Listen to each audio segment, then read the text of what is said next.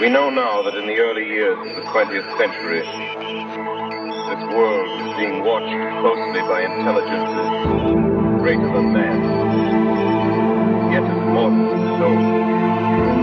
We know now that as human beings busied themselves about their various concerns, were scrutinized with such and so much narrowly as a man with a microscope might scrutinize the transient creatures, form and multiply in a drop of water.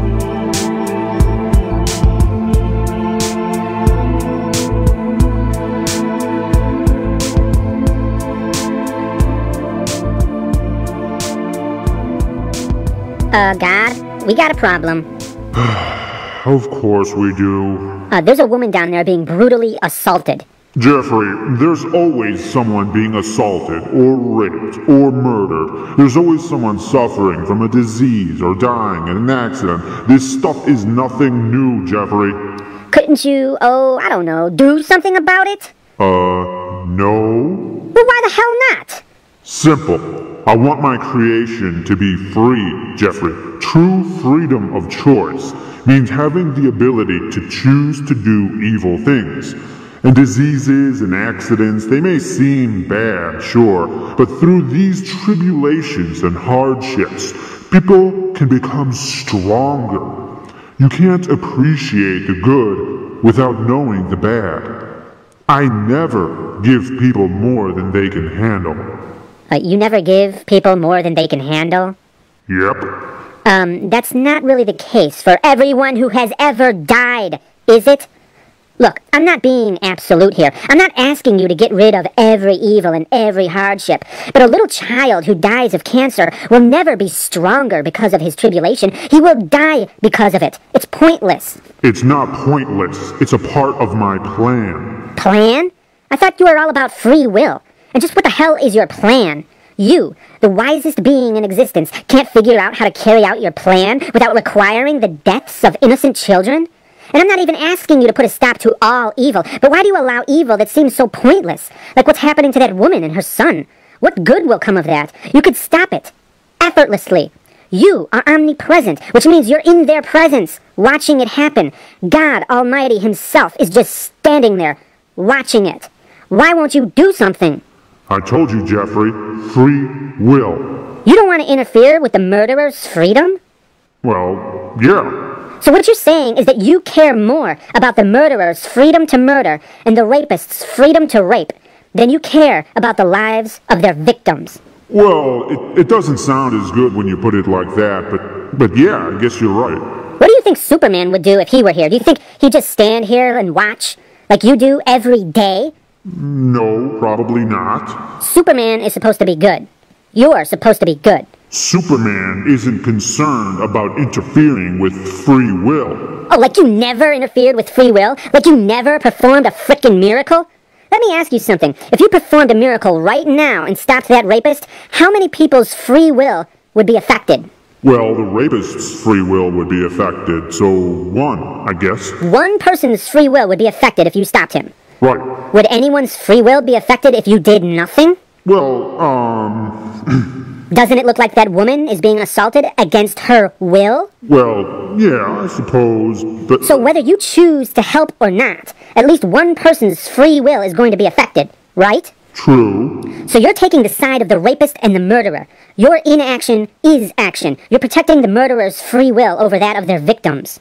In the end, though, I'm not taking the murderer's side because they're gonna burn in hell forever and ever. So after 1 trillion years, these guys are still going to be burning in agony because of this?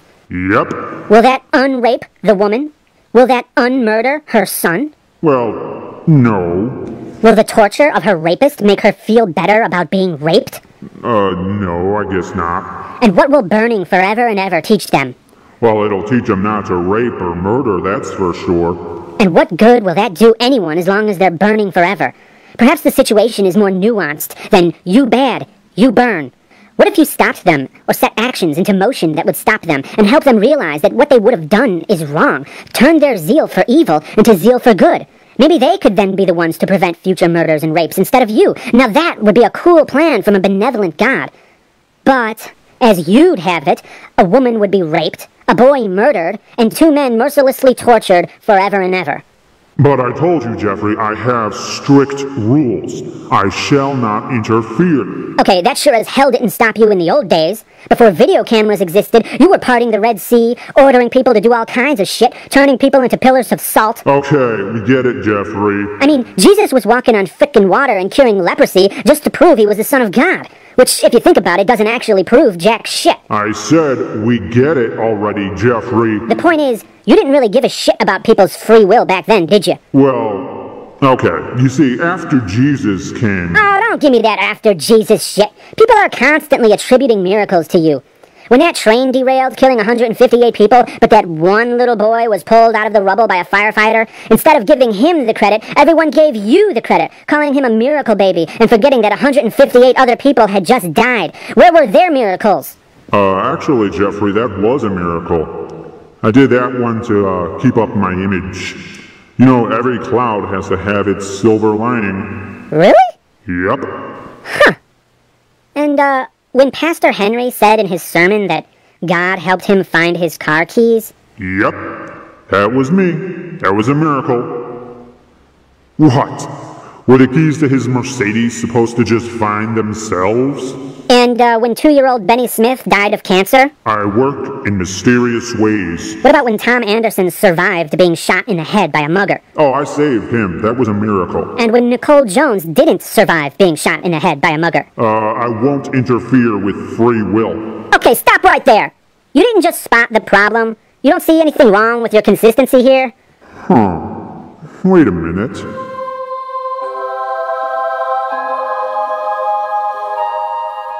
You know, Jeffrey, I think you're right. Finally!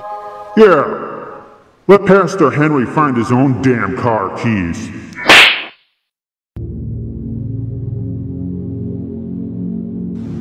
In order to believe the Christian message, you have to believe this: that those 100,000 years, people were born, died, usually, many of them, in childbirth, either the mother or the child.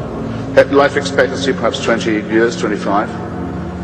Died of microorganisms they didn't know existed. Genesis doesn't mention them because the people who write Genesis don't know there are microorganisms. Earthquakes would have been terrifying. Tsunamis, volcanoes, mysterious events. War and famine superimposed on this. You can all fill out this picture for yourselves, I'm sure. That was our life. For tens of thousands of years, on and on it went. Maybe a gradual upward curve of a sort. We seem to have made some progress, very painfully, and with infinite suffering and labor, and with our solidarity still intact.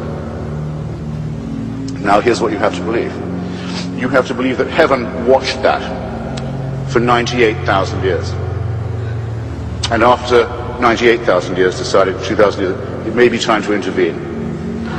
And the best way of doing that would be to have a filthy human sacrifice in a very remote part of Palestine.